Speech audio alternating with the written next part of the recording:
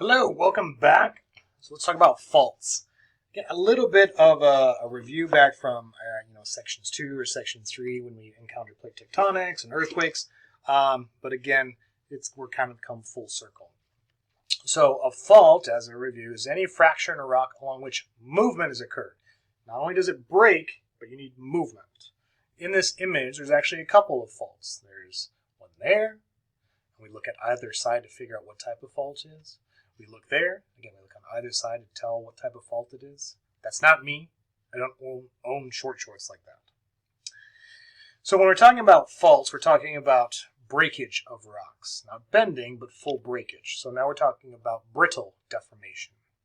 So what I'm about to show you is characteristics that may be typical of fault deformation or brittle deformation. These are in general, and there's exceptions to these rules sometimes, but in general, the temperature of rocks at faulted areas, they tend to be a little bit cooler near the surface.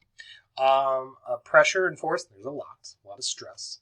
The rate of deformation happens very quickly to cause that break and movement. And really any type of rock can be faulted. Any type of rock can be faulted. And if you remember, there are a few different types of faults. Tensional stress, so kind of being pulled apart, causes what's known as a normal fault caused by tensional stress. In this case, if you remember the hanging wall, that's the wall that overhangs, whether it's on one side or the other side, doesn't matter. The wall that has the overhang to it, if it falls down relative to the foot wall, then that's a normal fault. That's a normal fault.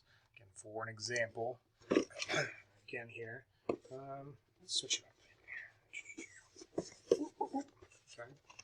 All right, so here I have the hanging wall because it has this overhang to it.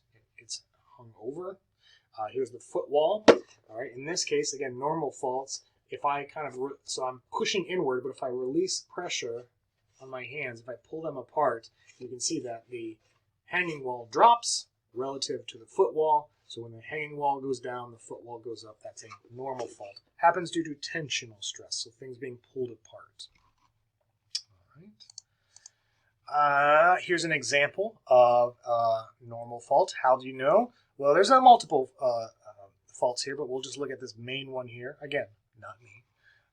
Which side is the hanging wall, and which direction did it go? Hanging wall's on the left side, and it went down. And the foot wall on the right side went up, so we know this is a normal fault. So we know that this area was being kind of ripped apart. This experienced tensional stress. Again, it's the story you can put. You can go into it further and talk about the types of rock, the faults we see in the rock. All of this goes into understanding the geology of an area. When we're talking about normal faults, a term that sometimes comes up is Horst and Graben. It's a German term to hoist up. Horst means to hoist, Graben means to dig down. So this is where material is going up and down. It's a series of paired normal faults. This type of terrain, Horst and Graben, is a terrain. All right, it describes a region, the terrain of a region. It's not the fault themselves. The faults are normal faults. It's just this Horst and Graben terrain, very common due to tensional stress, very common in the Basin and Range province. If you remember, we here in kind of the Phoenix area up into parts of California, Nevada, and on a little bit northward and even down south into Mexico are part of the Basin and Range province. We get these series of normal faults that gives us high upthrust mountains and then low-lying valleys. High upthrust mountains, low-lying valleys. Again, so what we see in the Basin and Range province, we can describe a lot of these paired normal faults as Horst and Graben. All right? Again, not faults themselves, just describes the terrain. We have reverse faults, and that's due to a compressional stress. In this case, the hanging wall, which we see on the right side in this case, moves up relative to the foot wall, which moves down. Again, here as an example. So in order to do this, if this is a compressional stress, I'm going to push inward, and when I do, the hanging wall moves up due to compressional stress. So we find these types of faults in areas, again, with compressional stress. So things being squished together, we get these types of faults. Here's an example of said reverse faults. So here's kind of the main fault, although there are a number in this area. You can see that these layers match up with these layers here. This is the hanging wall because it has that overhang piece to it. The hanging wall went up relative to the footwall, which went down. That's due to compressional stress, reverse fault. So again, the story is, well, in this area, there was a compressional stress. Things were being squished together. Maybe some sort of convergent boundary, something colliding together, created this, which is the case. And then again, you can go to further, these layers had to be there first. So what happened before this stress? What kind of rocks are these? In fact, these are sandstone. So, where did these form? How did these form? Why are they now faulted like this? There's a story there. And then finally, we have strike-slip faults. And this is due to shear stress. There's nothing really moving up or down. It's kind of all moving side by side. Again, a fault in which the direction of the movement is mostly horizontal. You can oftentimes see this by mismatched stuff on the surface.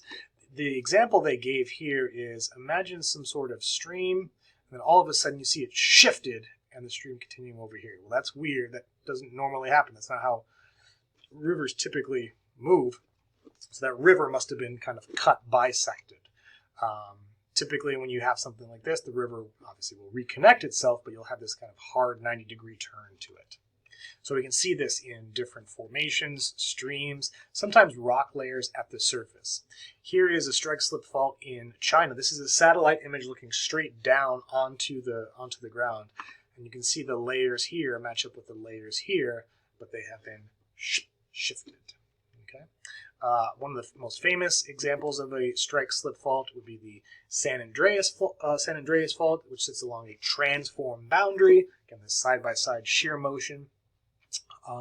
What's interesting to note is that this side of the San Andreas fault with San Francisco and Oakland, that's the North American plate.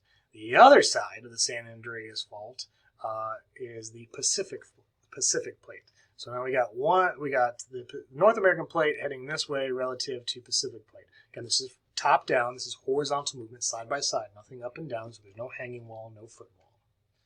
What's interesting to note is that San Francisco and Oakland, while on the North American plate with the rest of North America, Los Angeles is actually on the Pacific plate. So with Los Angeles moving on the Pacific plate kind of up and to the left, while San Francisco, Oakland, and the rest of North America moving kind of down and to the right, LA and San Francisco are eventually going to be right next to one another. So in about 10 million years, those two cities will all actually be neighbors if you're around. Continuing on about 50 million years, Los Angeles will be all the way up in Alaska. So good riddance, LA. So Arizona. So what do we see here? Kind of coming back to Arizona. You remember we have the Basin and Range Province. We talked again a little bit about this, I believe, in Unit 2, maybe Unit 3. You have to forgive my memory.